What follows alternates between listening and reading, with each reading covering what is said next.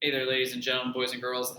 Today, we're here to talk a little bit about eukaryotic cells. So we've been building up in the last couple of videos, talking about how we go from molecules, macromolecules, into the first form of life, which we call prokaryotic cells. Very simple, unicellular organisms that have DNA, very little amount of DNA, but they have DNA, membrane on the outside, DNA inside with ribosomes and cytoplasm. Cytoplasm's like the jelly-like material that kind of holds everything together. And then we start talking about endosymbiotic theory, the idea that more complex cells came along by prokaryotes kind of absorbing other prokaryotes. All right, so we would start as very simple cells that maybe can do very simple function because they have limited DNA. Limited DNA means fewer genes. Fewer genes means fewer proteins, means fewer functions. All right, so we start with very simple prokaryotic cells. They do not have a nucleus. Remember, karyo means like nucleus. Pro means before, so this is before the nucleus. They don't even have enough DNA yet to have a nucleus. They are engulfed. I'm not going to go through the whole process again. And eventually you get these much more complex cells.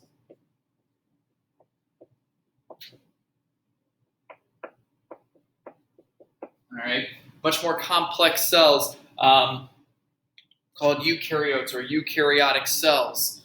All right, where one of these parts that was maybe an ancient prokaryote is now the chloroplast, or the mitochondria, or maybe even a nucleus now, because we have so much DNA, we need to contain it to prevent it from being damaged. If you have a library of only 2 books, you don't really need to put that anywhere special, but if you have a library of 10,000 books, you probably need a safe space to kind of keep all that stuff organized. And that's what the nucleus is. It's still got the membrane on the outside, we still got the cytoplasm and ribosomes, but now we have these more advanced functions called organelles. Like chloroplast, mitochondria, nucleus, and many, many more that we're going to talk about here.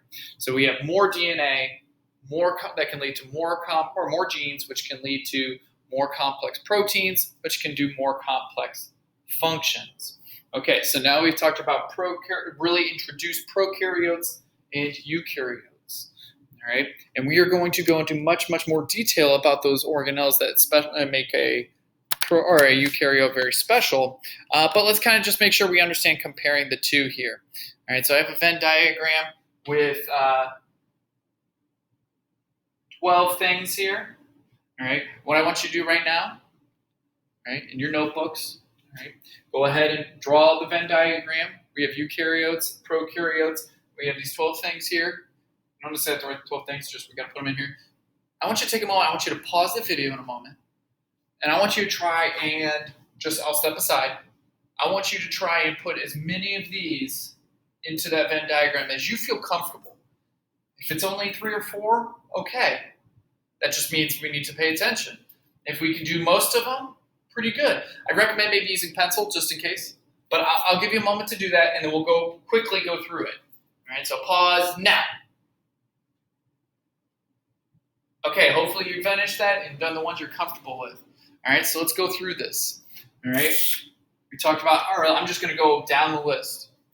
All right, actually, I'll go through kind of the ones that match up really well together. All right, it has a nucleus. All right, only one of those has a nucleus. By definition, only eukaryotes has a nucleus.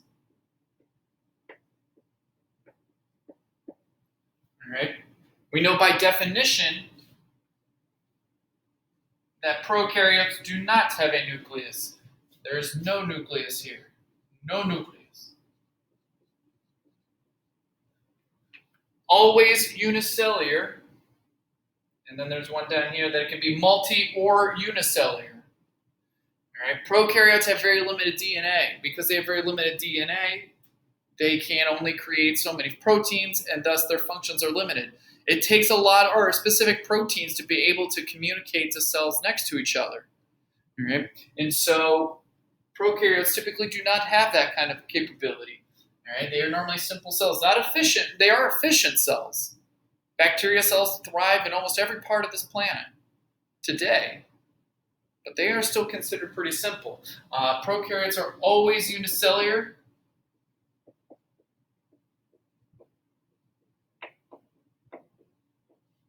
While eukaryotic, although we can have unicellular ones,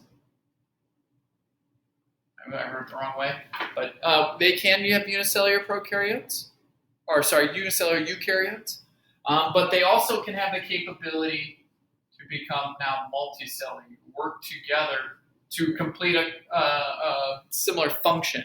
Multiple muscle cells work together to be able to contract and move your arms, your legs, your bodies, even my mouth as I'm talking.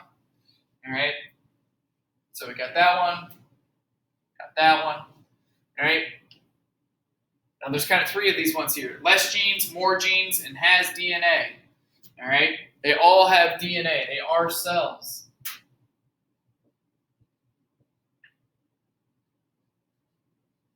But as I've already said a couple times already, prokaryotes are going to have less DNA, thus less proteins. Eukaryotes are going to have more DNA, thus more proteins. Notice I'm talking a lot about that central dogma. DNA to RNA to proteins. All right? So we got has DNA, less genes, more genes. Has an outer membrane. All right?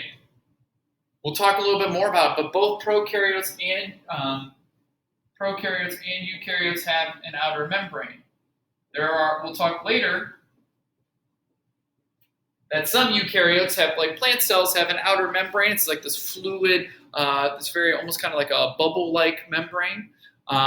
Some plant cells have more of a rigid kind of box outside that membrane to give it more structure, but they both have a membrane. All right? No organelles versus having organelles. Remember, this has to do with that complexity. Eukaryotic cells are going to have organelles, specialized functions. Notice organelle kind of looks like the word organ. Just like how you have organs, you have specialized parts inside your body that do very specific things. You have your liver that does a very specific job. It filters a lot of stuff. All right, you have a heart, all right, that pumps blood throughout your body. It's a very specific part of the body. All right. Not every organism has a heart, but more complex organisms such as ourselves need to have one. All right. Prokaryotes do not have any organelles.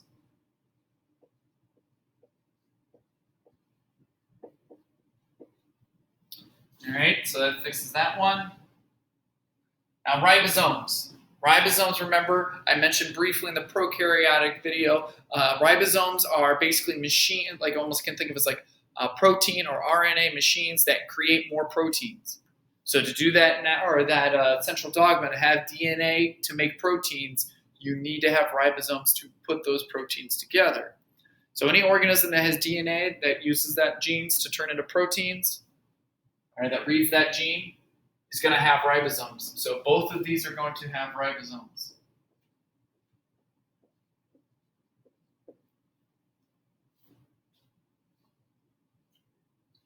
Filled with cytoplasm. Last one.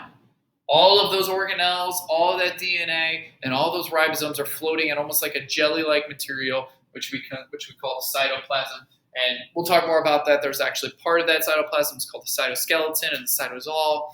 We'll talk more about that as we go on. And we go into more specifics about these different parts and organelles within it. So we kind of broke it down here.